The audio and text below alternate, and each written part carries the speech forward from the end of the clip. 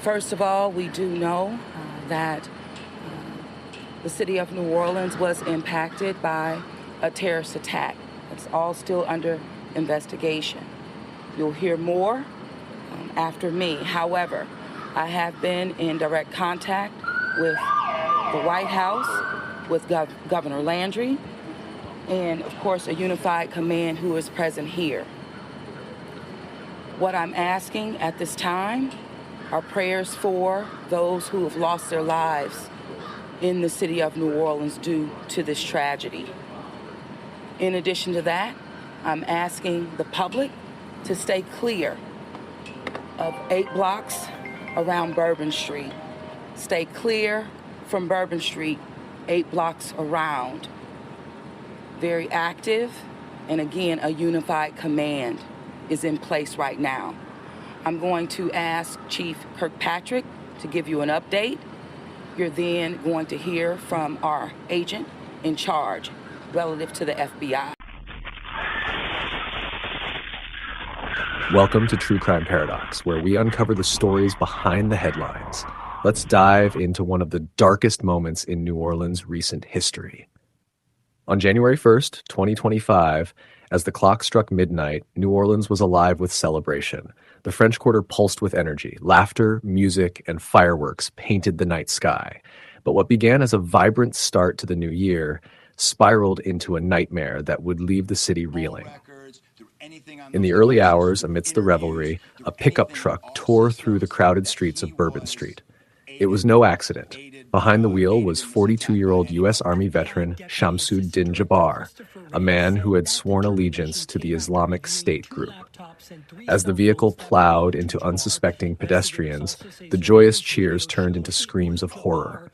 When the chaos subsided, 15 innocent lives were lost and dozens lay injured, some fighting for their lives. The terror didn't end there. Jabbar, armed and unrelenting, stepped out of the vehicle, ready for more carnage.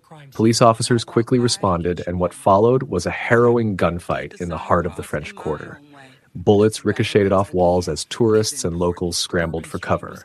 By the time the confrontation ended, Jabbar lay dead, but not before injuring 2 brave officers who had risked everything to stop him.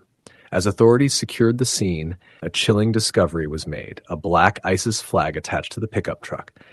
The flag was a grim symbol of Jabbar's allegiance to a group infamous for spreading terror across the globe. And then came the videos. Released shortly after the attack, they showed Jabbar composed yet chilling, speaking of his plans. In his own words, he declared his intent to strike at the heart of America, leaving a trail of devastation in his wake. But the horror deepened further. Inside Jabbar's truck, law enforcement found improvised explosive devices. More were uncovered in hidden locations across the city. Each device represented a potential catastrophe, a ticking time bomb that could have multiplied the tragedy tenfold. Investigators worked tirelessly to disarm them, piecing together clues to prevent what could have been a catastrophic follow-up. The FBI launched a full-scale investigation, suspecting Jabbar had not acted alone. Who had helped him? Were more attacks being planned? The questions loomed large as the city held its breath, dreading what might come next. In the wake of the attack, New Orleans came to a standstill. The Sugar Bowl, a major college football game that was supposed to draw thousands of fans, was postponed.